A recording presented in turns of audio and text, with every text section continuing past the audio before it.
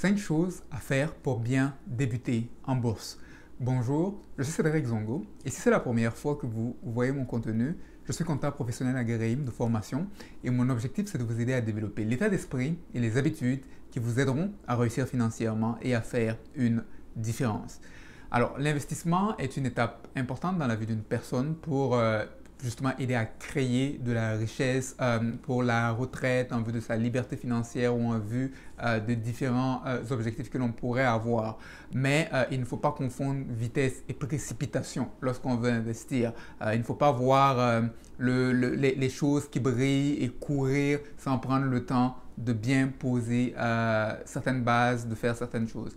Et les 5 choses à faire pour bien débuter en bourse, ben, la première chose, c'est de rembourser vos dettes à la consommation, particulièrement ces dettes à taux d'intérêt très élevé. Parce qu'une des choses que je vois souvent lorsque j'accompagne des gens, je fais un diagnostic de la situation et souvent je vais voir que la personne a des dettes à la consommation en masse et elle a peut-être un 1000 $ ou un 2000 $ qu'elle a investi en bourse depuis 2 ans, mais elle n'a rien mis depuis parce qu'elle est justement au niveau de ses liquidités, elle n'a pas assez de liquidités parce que les dettes prennent un certain poids. Et c'est important de savoir que si vous voulez réussir en bourse, en fait, il faut de la constance. Mettre un 1000 $ ou un 2000 $ il y a 2 ans et ne plus continuer à pouvoir en mettre, ça ne va pas vous produire les gros résultats en termes de création de richesse, liberté financière que vous voulez. Et donc, la constance est importante. Et donc, c'est pourquoi c'est important de vous libérer de ces dettes qui grugent votre budget afin d'avoir de la liquidité qui vous permettra d'être constant. Une petite parenthèse ou exception un peu à cela, c'est si jamais vous avez un employeur qui a un programme de match, c'est-à-dire si vous investissez tant, il investit un certain pourcentage et donc en ce moment, ben, c'est de l'argent gratuit qu'il vous donne et si vous avez des dettes à la consommation que vous voulez profiter de cet argent gratuit qu'il vous offre, ben, ça signifie que vous allez devoir vraiment vous serrer, c'est-à-dire investir, profiter de cet argent-là, de ce match qu'il vous fait et aussi travailler à réduire vos dettes pour avoir une capacité plus grande de pouvoir investir de manière constante. La deuxième chose à faire pour pouvoir bien débuter en bourse, c'est d'avoir des épargnes à court terme. Et là, je parle d'avoir un fonds d'urgence, on parle d'environ 3 à 6 mois de vos dépenses essentielles et aussi des épargnes à court terme pour des projets à court terme. Et c'est important de les avoir parce que si vous ne les avez pas et que vous allez directement pour investir en bourse, si jamais vous perdez votre emploi ou que vous avez une urgence, la voiture qui a un problème ou votre enfant qui a besoin d'aller voir le dentiste ou quelque chose, ben vous allez dans une situation où vous allez devoir vendre vos placements pour pouvoir répondre à cette situation.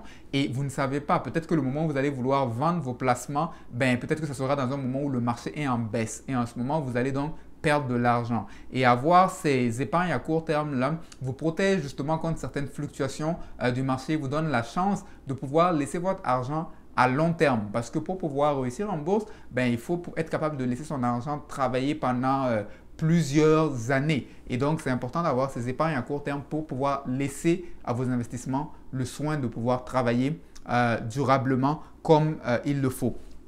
La troisième chose que vous devez considérer lorsque vous allez en bourse, c'est d'avoir des objectifs, c'est-à-dire d'avoir un objectif clair parce qu'on ne va pas à la bourse comme si on allait à l'aventure. C'est parce que souvent les gens n'ont pas d'objectif, qu'ils sont toujours en train de courir derrière la chose qui brille. Ils entendent une chose, ils vont prendre, mais quand vous avez un objectif, ça vous aide à garder une certaine constance. Donc, il faut aller, vous dites pourquoi est-ce que j'investis en bourse? Peut-être que j'investis parce que c'est en vue de la retraite. Ok, quel est l'objectif que je veux? Je veux prendre ma retraite, par exemple, dans 25 ans et je voudrais que mon portefeuille ait une valeur d'1 million parce que c'est ce qu'il me faudra pour pouvoir vivre pour la suite. C'est un exemple que je vous donne. Donc, c'est d'avoir en fait un objectif clair et ça vous aide à pouvoir savoir, une fois que vous avez un objectif clair, ça vous aide à savoir quelle stratégie vous devez mettre en place, quel type de placement vous allez aller chercher pour vous aider à pouvoir atteindre cet objectif et à être constant et à ne pas être distrait par tout ce qui brille. La quatrième chose, à considérer, c'est de déterminer votre tolérance au risque. Parce que chacun d'entre nous avons une tolérance au risque qui est différente. Et quand vous vous rapprochez de la retraite, vous voulez moins exposer vos placements à des choses très risquées. Et donc, c'est important, lorsque vous commencez, de savoir pourquoi est-ce que vous investissez, de déterminer votre tolérance au risque et à mesure que vous vous rapprochez de la retraite, de rééquilibrer votre portefeuille selon l'évolution du marché. La cinquième chose que vous voulez considérer lorsque vous débutez en bourse, c'est de vous éduquer. C'est très important d'apprendre, de vous éduquer par rapport au sujet et personne ne pourra faire ça à votre place. Ce que les gens pourront faire, c'est d'écrire des livres, de faire des cours, d'être là pour répondre aux questions, mais si vous ne vous pointez pas, ben, ça, c'est votre part à vous. Et donc, vous devez vous éduquer, vous devez, et qu'est-ce que vous devez apprendre? Vous devez notamment savoir comment fonctionne le produit dans lequel vous êtes en train de vouloir investir, quels sont les frais qui sont associés à ce produit-là, quelle va être l'incidence de ces frais sur votre rendement, sur le rendement du portefeuille. Et donc, il y a un ensemble de questions que vous devez vous poser. Et pour cela, vous avez différentes façons. Vous pouvez poser la question à un conseiller, à votre conseiller financier. Vous pouvez lire un livre, vous pouvez prendre un cours. Et justement, dans un de mes programmes, j'ai un module sur comprendre le monde de l'investissement. Et donc, vous avez plein de ressources qui sont disponibles pour vous aider à vous éduquer. C'est très important parce qu'à la fin de la journée, même quand vous avez un conseiller, c'est votre argent. Et donc, c'est important de comprendre ce dans quoi vous investissez. Donc, voici 5 choses pour bien débuter en bourse. J'espère que cette capsule vous aura été utile.